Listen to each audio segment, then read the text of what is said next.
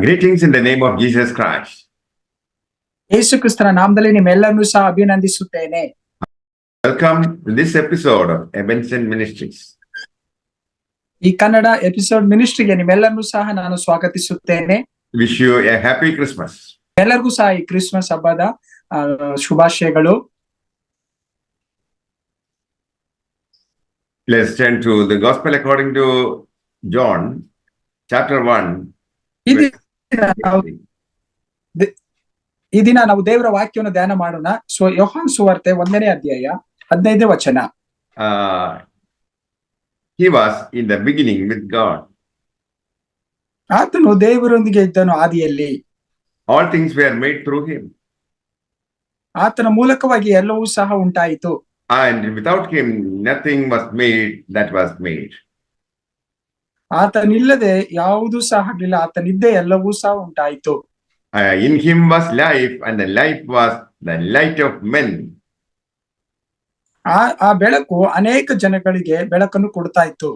And the light shines in the darkness, and the darkness did not comprehend it. ಕತ್ತಲಲ್ಲಿ ಆತನ ಬೆಳಕು ಪ್ರಕಾಶಿಸಿತು. Jesus is the light of the world. ಯೇಸು ಸ್ವಾಮಿನೇ ಲೋಕಕ್ಕೆ ಬೆಳಕಾಗಿದ್ದಾರೆ.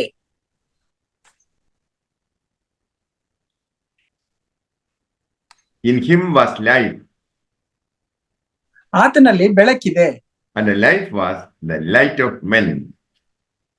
ಎಲ್ಲ ಮನುಷ್ಯರಿಗೆ ಆ ಬೆಳಕು ಪ್ರಕಟವಾಗಿದೆ. The light shines in darkness. ಕತ್ತಲಲ್ಲಿ ಬೆಳಕು ಪ್ರಕಾಶಿಸಿತು. And darkness did not comprehend it. ಈ ಕತ್ತಲು ಆತನನ್ನು ಕವಿಯುವುದಕ್ಕೆ ಆಗಲಿಲ್ಲ. In this world, there is so much of suffering and depression. ಈ ಒಂದು ವಚನದಲ್ಲಿ ನಾವು ನೋಡಲ್ಪಡ್ತೀವಿ, ಅನೇಕ ಒಂದು ಬಾಧೆಗಳು ವೇದನೆಗಳಲ್ಲಿ ಒಳಗಾಗಿದೆ. Our lives are ruined. ನಮ್ಮ ಜೀವಿತವು ಹಾಳಾಗಿದೆ. People are struggling. ಜನಗಳು ತುಂಬಾ ಬಾಧೆಗೆ ಒಳಪಟ್ಟಿದ ಕಷ್ಟಪಡ್ತಾರೆ. They do not know which direction to move. ಯಾವ ಮಾರ್ಗದಲ್ಲಿ ಚಲಿಸಬೇಕು ಅನ್ನೋದು ಜನಗಳಿಗೆ ಗೊತ್ತಿಲ್ಲ. So in this dark world, Jesus came as the true light. ಕತ್ತಲಲ್ಲಿ ಯೇಸು ಕ್ರಿಸ್ತನು ಬೆಳಕಾಗಿ ಬಂದರು. The true light is shining in the midst of darkness. ಕತ್ತಲಲ್ಲಿ ಬೆಳಕು ಪ್ರಕಟವಾಯಿತು. So the word was with God. ವಾಕ್ಯವೆಂಬ ಆತನು ದೇವರ ಬಳಿಯಲ್ಲಿದ್ದರು.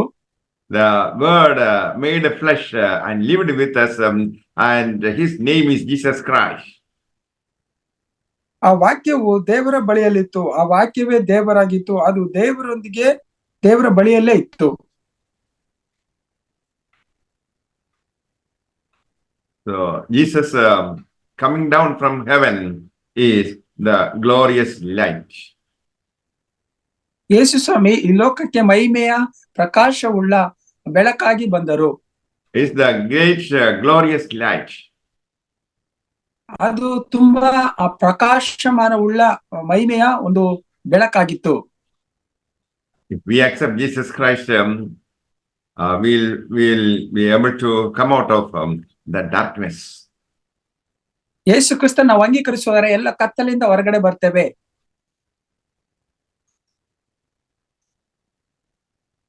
So Almighty God coming in the form of man. ಸರ್ವಶಕ್ತನಾದ ದೇವರು ಆತನು ಮನುಷ್ಯ ರೂಪ ತಾಳಿ ಬಂದರು ಈ ಭೂಲೋಕಕ್ಕೆ. The incarnated Jesus Christ did not cease to be God. ನರಾವತಾರ ಎತ್ತಿ ಆತನು ಮನುಷ್ಯರ ಮಧ್ಯದಲ್ಲಿ ವಾಸ ಮಾಡಿದರು. Jesus uniting to us is to exalt us. ಯೇಸು ಕ್ರಿಸ್ತರು ನಮ್ಮನ್ನು ದೇವರ ಐಕ್ಯತೆಯಲ್ಲಿ ಆತನು ನಿಲ್ಲಿಸಿದ್ದಾನೆ. Jesus wanted to be united to human beings.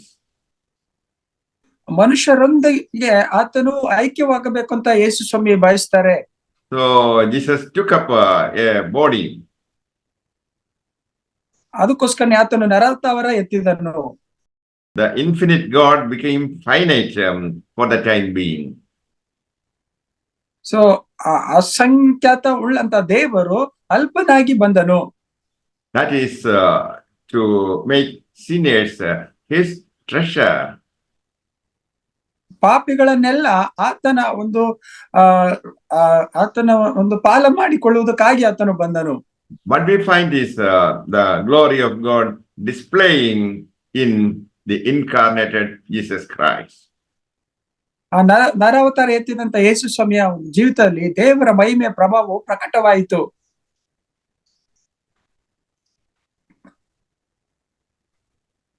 Jesus revealed the mystery of God.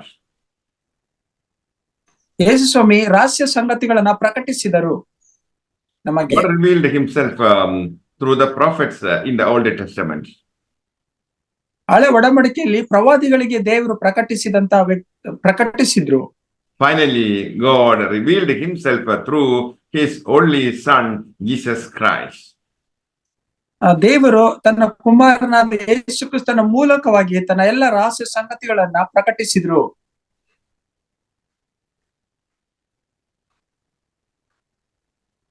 When we look at the nature of Jesus Christ, we can find how God looks like. ದೇವರು ಹೇಗಿದ್ದಾನೆ ಅನ್ನೋದನ್ನ ಯೇಸು ಕ್ರಿಸ್ತನ ಒಂದು ಸ್ವಭಾವವನ್ನು ಅರಿತೇ ನಾವು ಜೀವಿಸುತ್ತೇವೆ, ನೋಡ್ತೇವೆ. The incarnation of Jesus Christ is the greatest miracle that took place in the world. ಈ ಲೋಕದಲ್ಲಿ ಅತಿ ಶ್ರೇಷ್ಠವಾದ ಅದ್ಭುತ ಯಾವ್ದಂದ್ರೆ ಯೇಸು ಸ್ವಾಮಿ ಮನುಷ್ಯ ಕುಲವನ್ನು ಸಂಧಾನ ಮಾಡಿಕೊಂಡಿದ್ದೇ ಅತಿ ಮುಖ್ಯವಾದದ್ದು. The word made flesh, that is incarnation of God.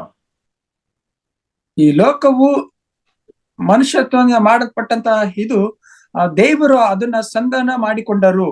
ಇದೇ ಅತಿ ಅದ್ಭುತವಾದಂತ ಸಂಗತಿ ಈ ಲೋಕದಲ್ಲಿ.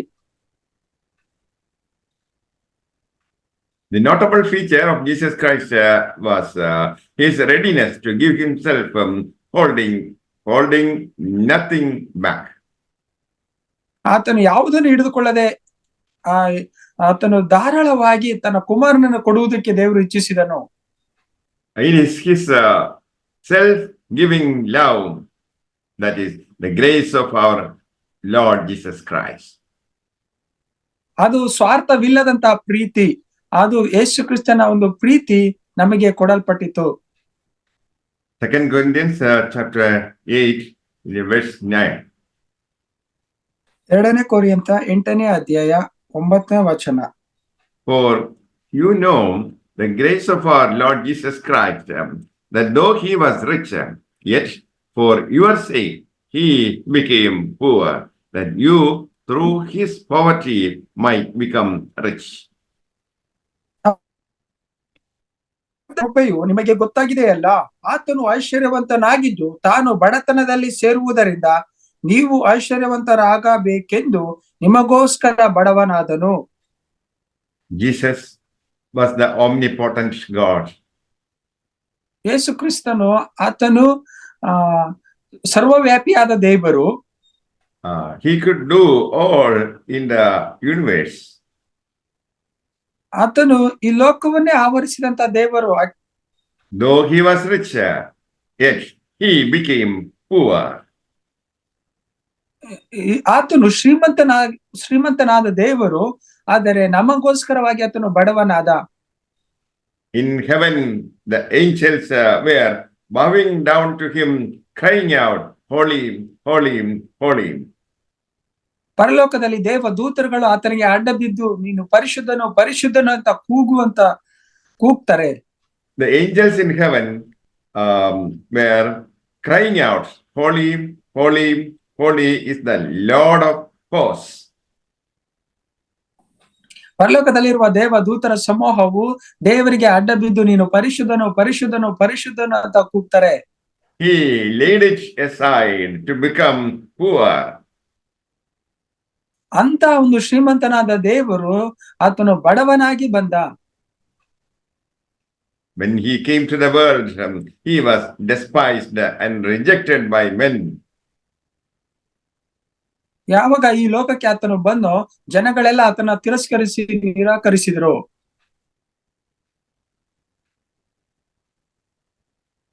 He is despised and rejected by men. ಆತನು ಜನರಿಂದ ತಿರಸ್ಕರಿಸಲ್ಪಟ್ಟನು. A man of sorrows ದುಃಖ ತುಂಬಿದ ಮನುಷ್ಯನಾಗಿ and acquainted with grief. ಆ ದುಃಖದಿಂದಲೇ ಆತನು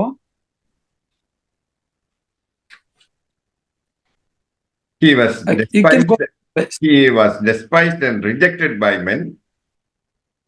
ಆತನು ಮನುಷ್ಯರಿಂದ ತಿರಸ್ಕರಿಸಿ ನಿರಾಕರಿಸಲ್ಪಟ್ಟವನು. We esteemed him not. ಆತನನ್ನ ನಾವು ಗೌರವಿಸಲಿಲ್ಲ. He was stricken and smitten by God. ಆತನು ಬಾಧಿತನು ಹಿಂಸೆಗೆ ಒಳಗಾದವನು ಆಗಿದ್ದನು. He was afflicted. ಆತನು ಜನ ಬಾಧಿಸಲ್ಪಟ್ಟಿದ್ದನು. He has no place to lay his head. ಆತನ ತಲೆ ಇಡುವುದಕ್ಕೂ ಸಹ ಸ್ಥಳ ಇಲ್ಲದವರು.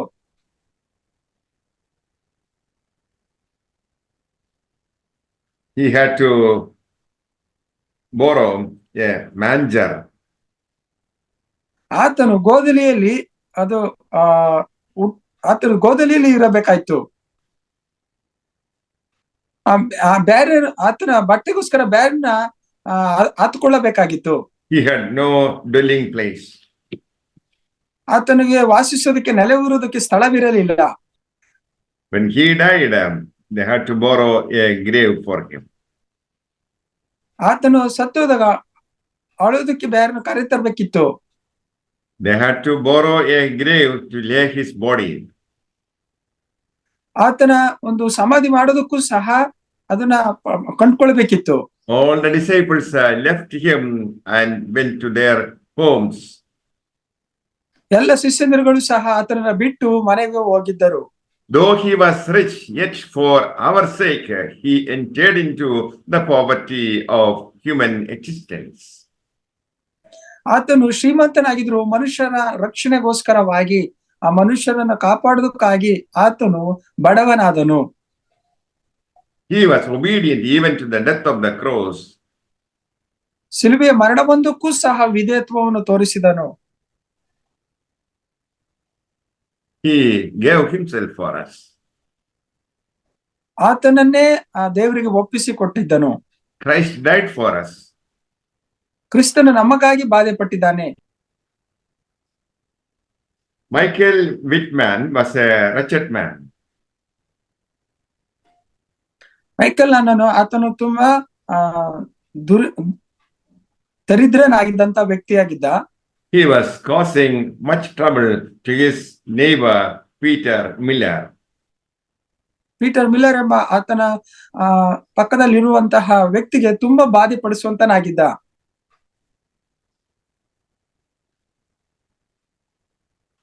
Peter Miller was a friend of George Washington, President of the United States. United ಸ್ಟೇಟ್ಸ್ನ president ಆದ ವಾಷಿಂಗ್ಟನ್ ಅವರ ಒಂದು ಸ್ನೇಹಿತನಾಗಿದ್ದರು. Michael Whitman was arrested for treason. ಈ ವ್ಯಕ್ತಿಯನ್ನ ಕೆಲವು ಸಮಸ್ಯೆಗಳ ನಿಮಿತ್ತವಾಗಿ ಆತನ ಸೆರೆಮನೆಗೆ ಹಾಕಲ್ಪಟ್ಟಿದ್ರು. He deserved a capital punishment. ಆ ಒಂದು ಶಿಕ್ಷೆಗೆ ಆತನು ಅರ್ಹನಾಗಿದ್ದ. Peter Miller wanted his enemy to be released from death.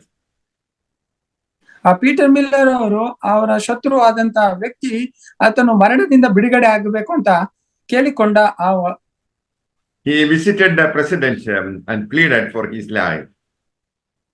ಆ ಒಂದು ಪ್ರೆಸಿಡೆಂಟ್ ನ ಬಳಿಗೆ ಹೋಗಿ ಆತನನ್ನ ವಿನಂತಿಸಿಕೊಂಡ. Though he was his enemy, he saved him from death. ಆತನ ಶತ್ರು ಆಗಿದ್ರು ಸಹ ಈ ಒಂದು ಶತ್ರುವಿನ ಆತನು ರಕ್ಷಿಸಿದ. This is what Jesus did to save sinners from death. ಪಾಪಿ ಆದಂತ ವ್ಯಕ್ತಿಗಳ ಮರಣದಿಂದ ರಕ್ಷಿಸುವುದಕ್ಕಾಗಿ ಇದನ್ನೇ ಯೇಸು ಕ್ರಿಸ್ತರು ಸಹ ನಮಗಾಗಿ ಮನುಷ್ಯ ಕುಲಕ್ಕಾಗಿ ಮಾಡಿದ್ದಾರೆ. May the Lord bless you all with these words. Amen. ಈ ವಾಕ್ಯದ ಮೂಲಕ ಕರ್ತ ನಿಮ್ಮನ್ನು ಆಶೀರ್ವದಿಸಲಿ. ಆಮೇನ್.